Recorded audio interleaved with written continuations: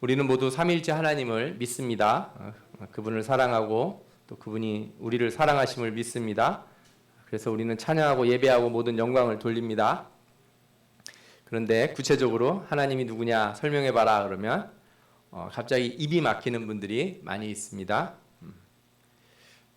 마치 청년이 이제 여자친구를 집에 데리고 왔는데 너 왜 좋아하냐 이렇게 물었더니 이렇게 얘기하면서 그냥요 이렇게 뭐 어떤 면에서 그런 신앙이 이렇게 순수하고 좋아 보일 때도 있지만 그래도 연차가 있으면 하나님이 누구신지 다른 사람들 앞에 좀 제대로 소개할 수 있는 그런 능력이 우리에게 있어야 될 줄 믿습니다. 우리가 하나님을 정확하게 이렇게 입으로 고백하는 것은 그 자체가 곧 믿음입니다. 사람이 마음으로 믿어 의에 이르고 입으로 시인하여 구원에 이른다. 로마서 10장 10절에 말씀하셨어요.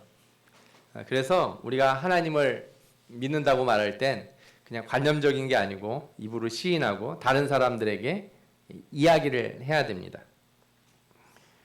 그 사람들은 자기가 관심 있는 것을 항상 이렇게 얘기하게 되지 않습니까? 영화를 보고 온 사람은 누가 물어보지도 않았는데 요즘 그 영화 봤냐? 막 이런 얘기하고 또 연예인이나 가수를 좋아하는 사람들은 나는 관심이 없는데 뜬금없이 갑자기 그 가수가 몇 월 며칠 날 새로 앨범을 낸다 막 이런 얘기를 이렇게 해요. 왜 그러냐면 머릿속에 그 생각이 이제 사로잡혀 있어서 그런 거죠. 여러분들이 하나님을 사랑하신다 그러면 연애할 때보다 하나님을 더 자주 사람들 앞에서 이렇게 말씀하셔야 될 거라고 생각이 듭니다. 여러분들의 그래서 항상 이 말투를 보세요.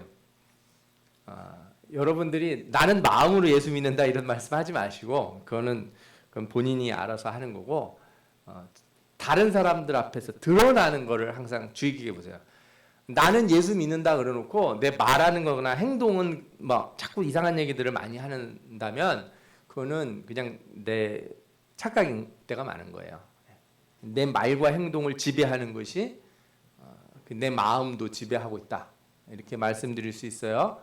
여러분들이 하나님을 사랑하신다면 많은 곳에서 많은 시간 하나님에 대해서 이렇게 이야기하는 그런 분들이 되시기 바랍니다. 그런데 우리가 하나님에 대해서 말할 때는 오직 성경을 통해서만 말해야 됩니다. 하나님을 우리가 아는 경험들은 기도하면서 찬송하면서 예배 시간 가운데서 이루어질 수 있어요. 또 여러분들 교회 바깥에서 세상 속에서 일하다가 정말 어려운 일들이 풀려나갈 때 진짜 뜻밖의 일들로 내가 도움을 받을 때 뭐 온갖 그 상황 속에서 그렇죠? 위기의 순간에서 나를 구하시는 하나님의 손길을 경험할 수 있습니다. 그러나 개인의 종교적 체험이 있더라도 그것보다 항상 성경을 우선해서 말씀하셔야 될 줄 믿습니다. 여러분들의 종교적 체험을 제가 무시하는 게 아니라 종교적 체험은 하나님과 여러분 사이에 비밀로 간직하세요. 아시겠죠? 하나님과 나만 아는 비밀이에요. 그거는 남한테 얘기하지 마세요. 그거는 다른 사람한테 정말 얘기하지 마시고 진짜 얘기하고 싶을 때 딱 한 사람한테만 조용히 얘기를 하세요. 너도 만나보면 다 안다고. 그리고 우리가 보통 얘기할 때는 다 무엇을 기초로 하나님을 증거해야 되냐? 성경을 통해서 말해야 될 줄 믿습니다. 왜냐하면 성경은 하나님이 하나님 자신에 대해서 말씀하신 거예요. 하나님이 하나님 자신이 하신 일에 대해서 기록해 놓으신 거예요. 그러니까 세상에 다른 증거가 필요가 없어요.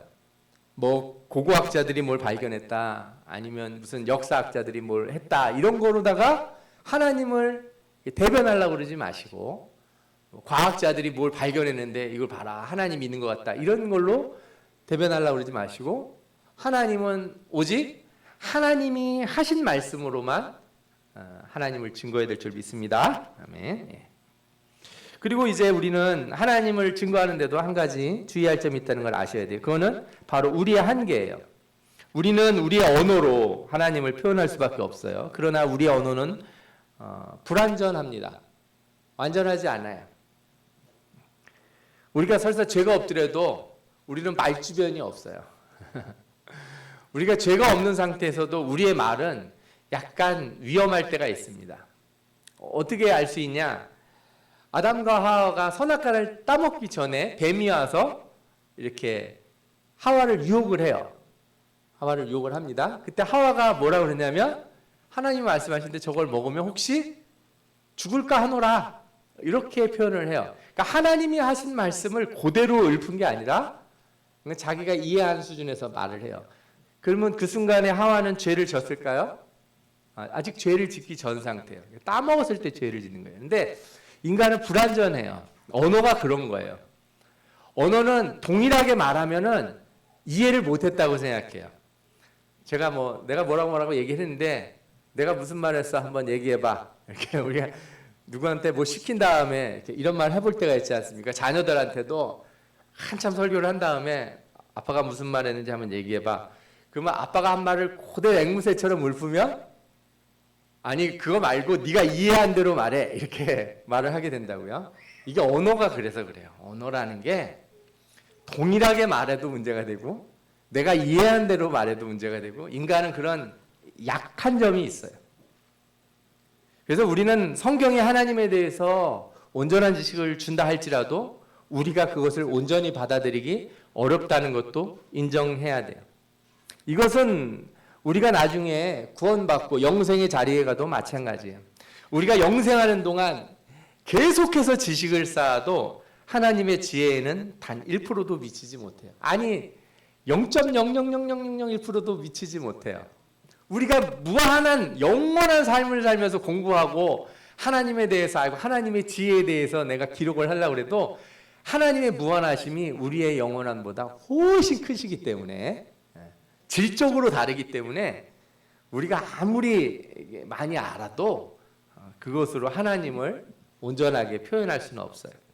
그래서 가장 좋은 방법은 그저 하나님이 하신 말씀을 전하는 거예요.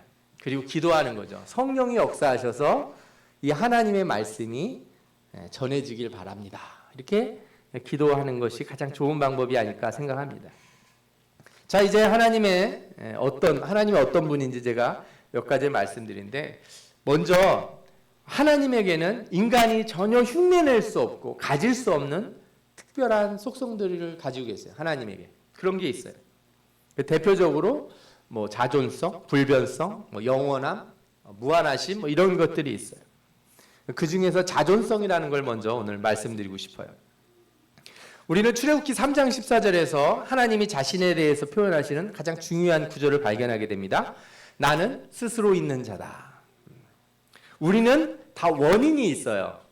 저는 아주 오래전에 50몇 년 전에 저희 어머니와 아버지가 그때는 사랑하셨대요. 그런 거죠. 예. 쭉 사랑하셨지만 더 열렬히 뜨겁게 사랑하신 적이 있어서 제가 있는 거예요. 그러니까 저는 어머니 아버지에 의해서 존재하는 사람이에요.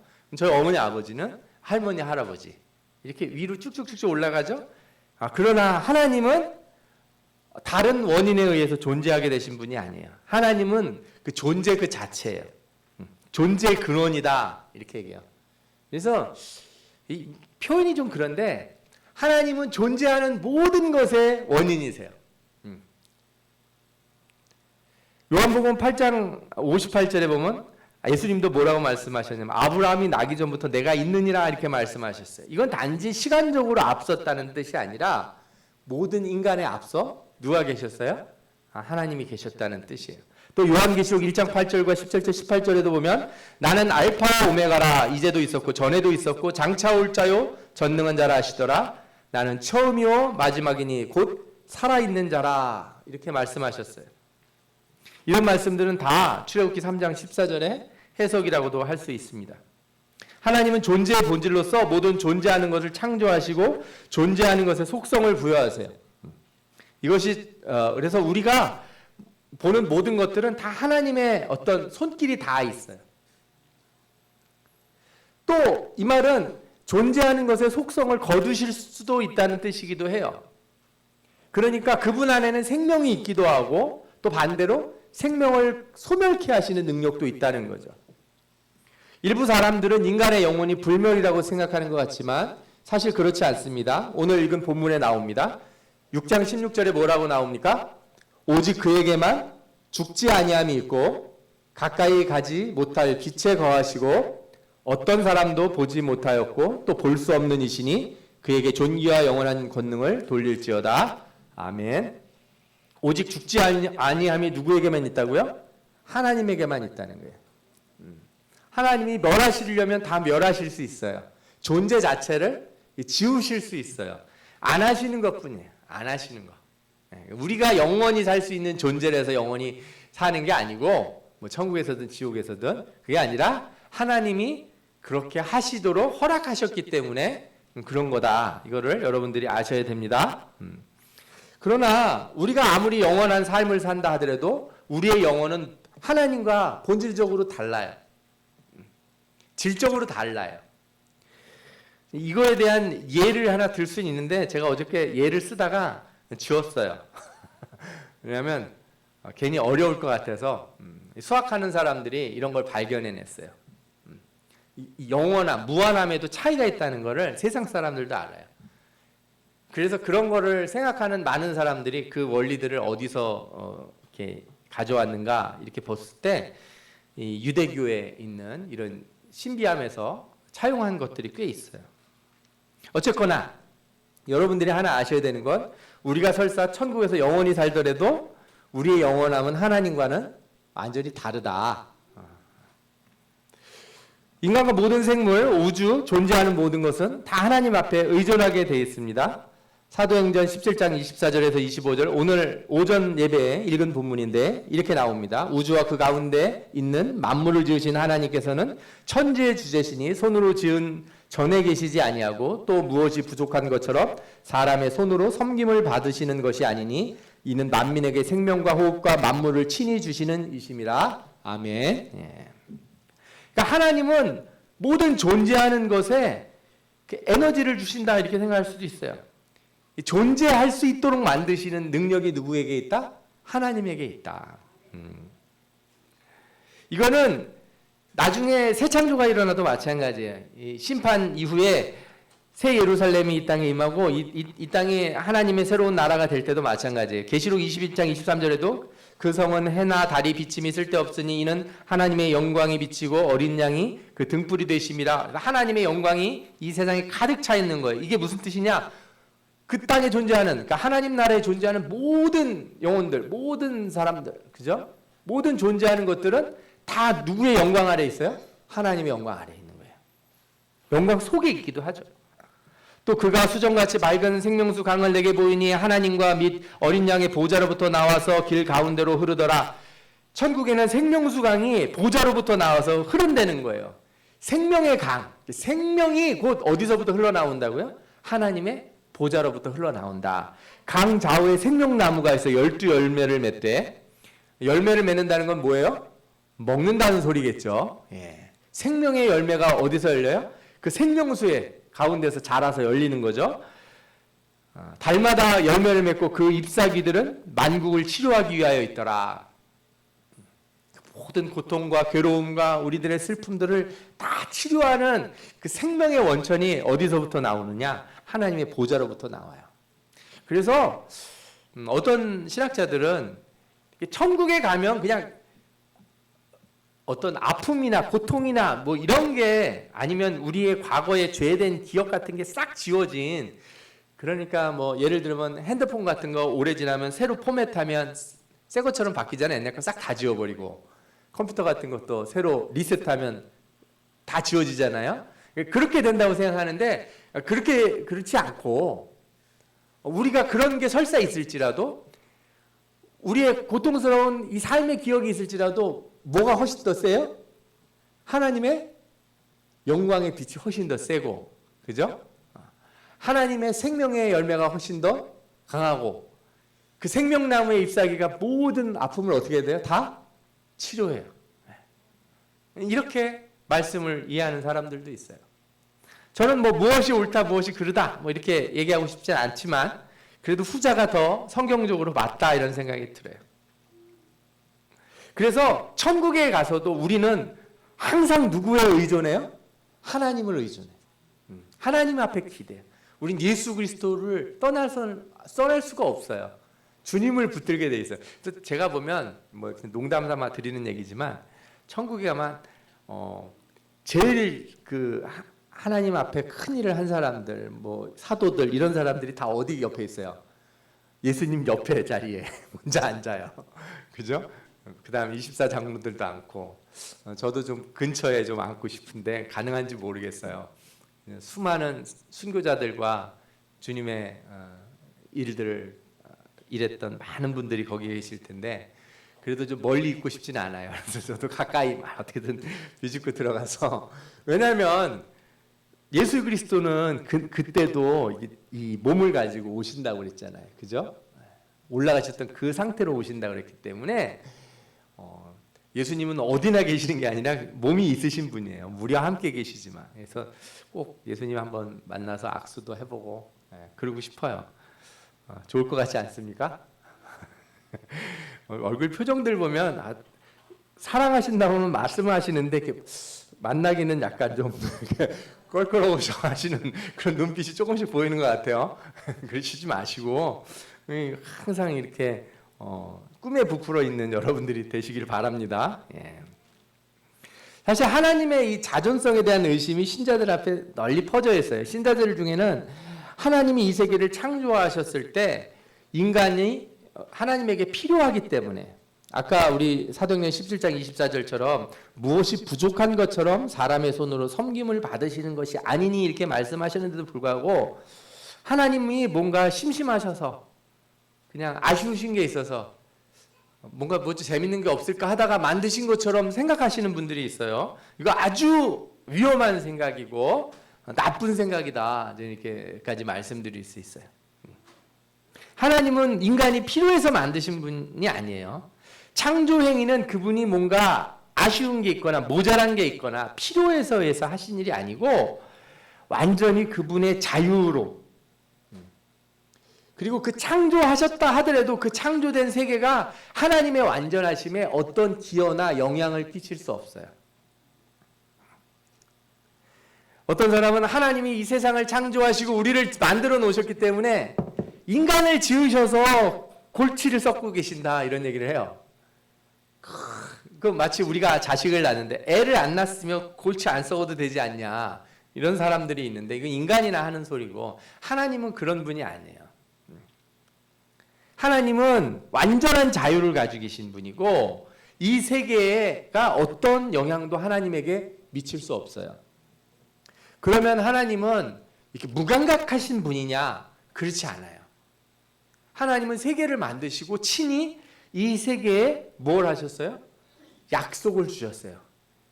사람을 만드시고 친히 사람과 언약을 맺으셨다는 거예요. 이게 놀라운 일이고 이게 너무나 큰 은혜인 거예요. 우리가 요구한 게 아니에요. 우리는 그런 권리도 없고 그럴 수도 없어요. 창세기에 보면 노아의 홍수 이후에 이런 말씀이 나와요. 하나님이 노아와 그와 함께한 아들에게 말씀하여 이르되 내가 내 언약을 너희와 너희 후손과 너희와 함께한 모든 생물 곧 너희와 함께한 새와 가축과 땅의 모든 생물에게 세우리니 방주에서 나온 것 곧 땅의 모든 짐승에게니라. 내가 너희와 언약을 세우리니 다시는 모든 생물을 홍수로 멸하지 아니할 것이라. 땅을 멸할 홍수가 다시 있지 아니하리라. 아멘. 언약을 세울 때 우리하고만 세운 게 아니고 이 노아 언약의 가장 중요한 핵심은 이 세상과 이 생물과도 다 세우셨다는 거예요. 그러니까 저는 이런 생각이 들어요. 여러분들 아무거나 괜히 죽이지 마세요. 예, 그 동물 학대하고 그러는 거가 안 좋은 거예요. 예, 예를 들어서 멸종시키는 거. 옛날에는 막 사람들이 무지해가지고 사냥통 들고 이게 마지막 이 세계에 있는 생물이다. 내가 마지막 생물을 내가 이걸 죽였다. 뭐 사진도 찍고 막 이러는 거예요. 이거 얼마나 무지한 짓인지 몰라요. 하나님이 멸하지 아니하시겠다고 약속을 했는데 왜 인간이 나서서 총을 들고 와가지고 다 잡아 죽이고 다 잡아먹고 그러냐고요. 그거 안 되는 거예요. 이 언약의 관계는 특별한 관계인데 하나님은 이 언약에 이렇게 종속되어 있다 이렇게 말씀드릴 수는 없어요. 하나님은 신실하심으로 언약을 깨지는 않으세요. 그러나 그 언약 때문에 하나님의 자유가 제한되지도 않습니다. 무슨 말이냐 하면 모든 것은 하나님의 계획 안에 있고 무엇도 하나님의 섭리를 뒤엎지 못해요. 그러니까 우리에게 약속하실 때, 우리에게 언약을 주실 때 하나님은 다 계획이 있으신 분이에요. 아멘. 그러니까 여러분, 하나님이 여러분들을 사랑하신다 그럴 때 그냥 하신 말씀이 아니에요. 우리는 대책도 없이 그런 말 많이 하잖아요. 책임도 못 지면서 나 너 좋아. 우리가 어디 도망가서 같이 살자 뭐 이런 얘기하는 그 드라마들 나오지 않습니까? 인간은 책임도 못 지면서 그런 말을 하는데 하나님은 내가 너희를 사랑한다 이럴 때는 그거는 그냥 하신 말씀이 아니에요. 하나님이 계획이 있으시고 섭리가 있고 모든 것이 거기에 다 담겨 있는 거예요. 그래서 그 말씀은 어마어마하게 엄중한 말씀이다. 여러분들도 하나님 사랑한다고 말할 때 가볍게 하지 마시기 바래요. 세상 사람들 하는 그 인스턴트 사랑, 인스턴트 감정으로 주님을 대하지 마시기 바래요. 기분 나쁘면 삐지고 또 좋을 때는 하하하 하나님 저 잘했죠 막 이러고 이거 오락가락하는 그런 신앙 갖지 마시고 무겁고 진중한 신앙을 좀 갖기 바랍니다. 내가 하나님 사랑한다고 말할 때 그래서 그 말을 고백할 때마다 그 사랑의 무게감을 좀 느끼시길 바래요. 예수 그리스도를 주시기로 작정하시지 않았습니까? 하나님께서. 그리고 실제로 주님이 오셔서 우리를 위해 십자가에 죽어주셨어요. 아버지 하나님께서 우리를 사랑한다고 말씀하셨을 때 그거 처음부터 그 약속이 그렇게 할 거를 다 준비 계획하시고 우리에게 약속을 주신 거예요. 근데 여러분들은 그 언약 안에 있으면서 그렇게 막 쉽게 말하고 그냥 작정도 쉽게 하고 깨기도 또 쉽게 깨고 이러면 안 돼요. 이러면 어린아이 같은 신앙이에요. 좀 어른이 된 신앙이 되기 위해서 하나님 앞에 기도할 때 하나님 앞에 나와서 예배 드릴 때 좀 무거운 마음으로 하나님 앞에 신실하게 고백하시는 분들 되시기 바랍니다. 이제 한 가지를 더 말씀드리고 싶어요. 하나님의 속성 중에 단순성이라는 게 있어요. 이게 표현이 좀 이상하게 들릴 수 있습니다. 예를 들어서 설명하는 게 좋을 것 같아요. 여러분들 사과가 빨간 사과가 있다고 쳐보시죠. 그런데 사과가 없다면 빨간색이 없어집니까? 그렇진 않아요. 사과가 없어져도 그 사과 맛이 없어지지도 또 않아요. 만들어낼 수가 있어요. 어차피 다 화학작품 섞으면 되니까. 그래서 우리가 쿨피스 같은 거 먹으면 사과 맛 쿨피스, 복숭아 맛 쿨피스 그러면 사실은 복숭아즙도 들어가 있지 않고 복숭아즙이 뭐 0.00 몇 프로 들어가 있는지 잘 모르겠는데 대부분 다 합성 감미료 뭐 이런 거 넣어가지고 만드는 거예요. 그래서 화학을 배우면은 그런 향기 나는 거 무슨 딸기향, 바나나향, 뭐 이런 포도향 이런 거 다 만들어낼 수 있어요. 예. 그러니까 포도가 포도향의 본질이 아니에요. 말하자면 이런 거죠. 우리는 세상에 있는 것들은 다 그런데 성경에서 하나님은 사랑이시다 이렇게 얘기할 때 우리는 하나님 없는 사랑을 생각할 수 없어요. 사랑은 하나님에게서 나온 것이지 하나님을 묘사하는데 외적으로 있는 사랑을 가져온 게 아니에요. 그래서 하나님 그 자체가 뭐예요? 하나님 그 자신이 사랑이신 거예요. 내가 알고 있는 어떤 사랑이 있는데 하나님이 하시는 행동을 보니 이것이 사랑인 것 같아 이렇게 얘기한 게 아니고 하나님이 하시는 행동이 다 뭐예요? 사랑이시라는 거죠. 사랑하는 자들아 우리가 서로 사랑하자. 사랑은 하나님께 속한 것이니 사랑하는 자마다 하나님께로 나서 하나님을 알고 사랑하지 아니하는 자는 하나님을 알지 못하나니 이는 하나님은 사랑이심이라. 아멘. 그래서 진정한 사랑을 하는 사람은 그 사랑을 어디서 배웠겠어요? 하나님에게서. 우리는 어떤 새로운 개념으로 하나님을 설명할 필요도 없고 묘사할 수도 없어요.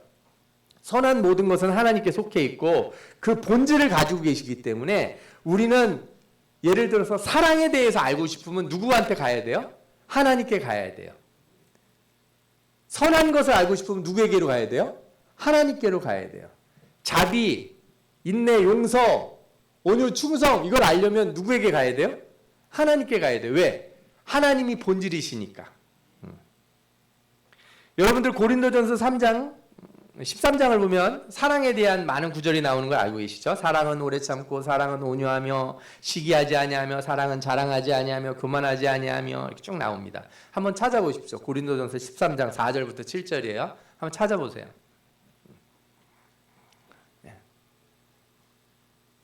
고린도전서 13장 4절부터 7절까지 쭉 찾아보셨어요? 이제 이 사랑이라고 하는 단어를 빼고 여기에 여러분들의 이름을 한번 넣어보세요. 그리고 한번 읽어보십시오. 성호는 오래 참고 성호는 온유하며 시기하지 아니하며 성호는 자랑하지 아니하며 교만하지 아니하며 무례히 행하지 아니하며 자기의 유익을 구하지 아니하며. 읽을 수가 없죠. 우리가 우리 이름을 놓고. 우리는 그런 사람들이에요. 그런데 이 사랑의 자리에 예수 그리스도를 한번 넣어보세요.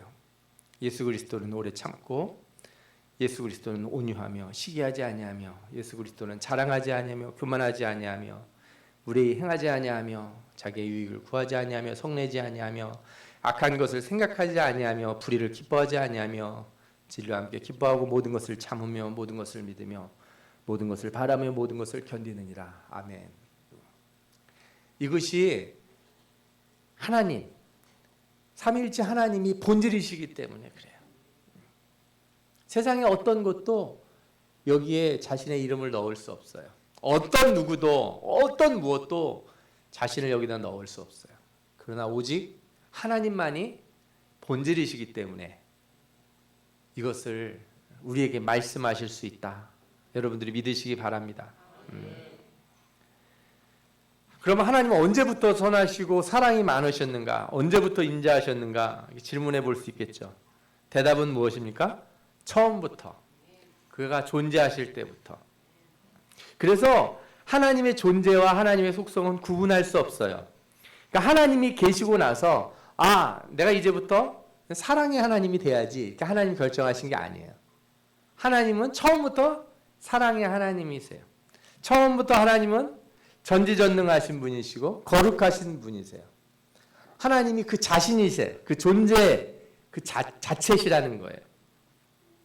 그래서 때로는 이런 본질적 속성이 우리의 이해 수준을 넘어서 양립하는 것처럼 느껴질 때가 있어요. 예를 들어 심판하시는 하나님, 그러니까 공의의 하나님과 사랑의 하나님은 동시에 있을 수 있는가? 동시에 있을 수 있습니다. 심판하시는 순간, 공의를 바라시는 그 순간에도 하나님은 사랑을 쏟아내세요. 죄인들을 구원하실 때도 그분은 거룩하시고 의로우신 분이고 죄인들에 대해 공의로 진노하시는 순간에도 하나님은 사랑을 쏟아내시는 줄 믿습니다. 어느 것도 다른 하나를 압도하거나 취소하지 않습니다. 우리는 성경을 통해 이것을 목격했어요. 바로 예수 그리스도의 십자가 사건입니다. 하나님은 공의로우시며 사랑이 많으신 분이에요. 그래서 그는 자기도 의로우시며 예수 믿는 자를 의롭다 이렇게 칭하시기로 하셨어요. 그래서 그 공의를 실행하시고 직접 십자가에 달려 죽어주신 것이죠. 이것을 안다면 우리는 어떤 특별한 하나님의 속성만을 예배하거나 찬양할 수 없어요. 나는 사랑의 하나님만을 섬기겠다. 나는 공의의 하나님이 마음에 든다. 이런 소리를 하면 안 돼요. 하나님을 이렇게 분리해서 섬기거나 기도하나 예배할 수 없습니다. 이것을 하나님이 허락하지 않으세요. 이 말은 또한 하나님이 하나님 자신을 제한하지 아니하신다는 뜻이기도 해요. 그분은 어떤 경우에도 자신의 이런 선한 속성들을 분리하거나 축소하지 아니하십니다. 하나님은 심판의 때에도 사랑을 감추시지 아니하실 것이고 여러분들을 구원하시는 그 순간에도 공의를 거두시지 않는다는 것을 여러분들이 아셔야 돼요. 그래서 하나님을 뭐라고 말씀드릴 수 있냐? 하나님은 하실 수 없는 게 딱 하나 있는데 하나님이 안 되실 수가 없어요. 하나님은 하나님 스스로를 부정하실 수 없습니다. 왜냐? 하나님의 속성과 하나님의 존재는 동일하기 때문에 그래요. 여러분, 우리는 사랑하다가도 미워하고 또 선하다가도 악하고 뭐 이러지 않습니까? 방금 전까지 막 그냥 지지고 볶고 싸우다가도 배 안 고파? 밥은 먹어야지. 그래서 밥상 차려주기도 하고. 이게 우리잖아요. 우리는 이런 자기 모순 속에 살아요. 그러나 하나님은 뭐가 없으신 분이다? 이 자기 모순이 없으신 분이에요. 그분은 항상 공의로우시고 항상 선하시고 항상 사랑이 많으시고 항상 자비로우세요. 이거를 아니라고 말하는 거는 다 마귀예요. 여러분들이 회개하고 기도하려고 그러는데 아니야. 하나님이 널 사랑하지 않을 것 같아. 너 한 짓을 봐. 너 이게 몇 번째냐? 하나님이 널 이번에는 용서 안 하시고 널 엄청 때리실 것 같아. 그 누가 하는 얘기예요? 마귀가 하는 얘기예요. 또 반대로도 마찬가지예요. 하나님은 사랑의 하나님이시잖아. 다 잊어주실 거야. 다 넘어가 주실 거야. 그냥 신경 쓰지 마. 또 뭐 그걸 또 회개를 하고 그래. 그냥 없던 것처럼 살면 되지. 그것도 거짓말이에요. 하나님은 선하시면서 공의로우신 분이시고 은혜로우시고 자비로우시면서도 심판하시는 분이기도 해요. 그래서 여러분들은 이 하나님을 만나야 돼요. 하나님 앞에 좀 진중하게 나아가는 신자가 되시기를 원합니다. 믿음을 가볍게 여기지 마세요. 그냥 내가 믿어도 되고 안 믿어도 되고 여러분들의 취미생활이나 기후생활이 아니에요. 신앙생활은. 여러분들은 여러분들의 목숨을 걸고 그런 장난을 하실 겁니까? 신앙생활은 그런 게 아니에요. 하나님은 그런 분이 아니라고요. 어느 때는 그래서 저는 이슬람 사람들이 오히려 대단한 사람들이라는 생각이 들어요. 그들의 신앙이 문제가 있긴 하지만 그들은 자신의 신을 욕하면 몸에 폭탄이라도 들고 나가요. 예수 믿는 사람들은 신앙을 무슨 취미로 알아요. 취미로. 교회가 핍박을 당하고 우리 신앙에 뭔가 이렇게 물론 우리는 핍박당하고 이렇게 우리가 대항해야 되는 방식이 있죠. 우리는 총 들고 막 폭탄 들고 나가고 그러면 안 돼요.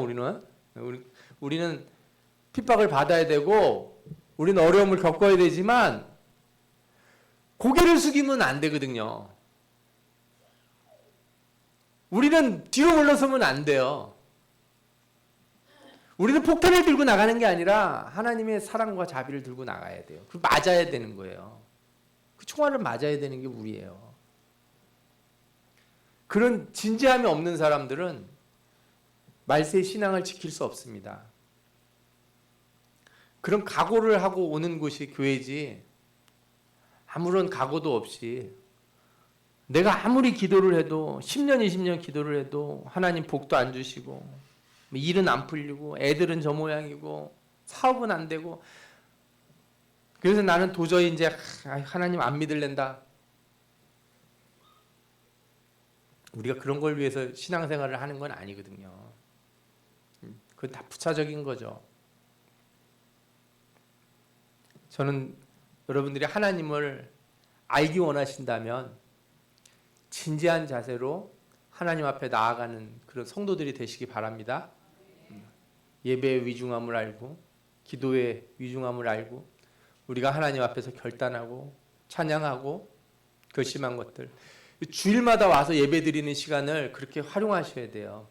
내 일주일 동안 약해져 있는 내 자신을 다시 세우는 그 시간이 돼야 돼요. 어그러졌던 우리들의 모습들을 온전히 세워서 내 이번 주 일주일 정말 하나님 말씀대로 내가 정말 이렇게 제대로 살아보는데 안 되네. 이게 어렵나.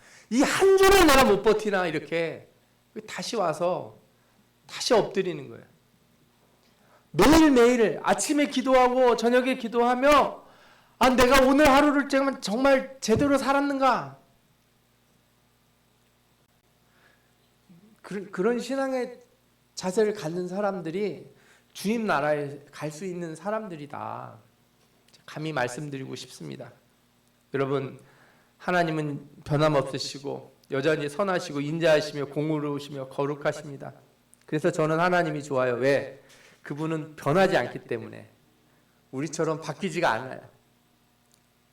그래서 우리의 이 죄된 모습들, 나약한 모습을 가지고도 저는 끝까지 주님 앞에 나와서 이렇게 부끄럽지만 다시 주님을 붙들고 기도하고 싶어요. 주님 앞에 엎드려 그 발을 만지며 기도할 수밖에 없어요. 왜? 우리가 믿을 분이 그분밖에 없거든요. 우리가 어디 가서 위로를 받고 우리가 어디 가서 그 사랑을 찾을 수 있겠습니까? 하나님을 믿는 여러분들 다 되시기를 바랍니다. 아멘. 기도하겠습니다. 이 시간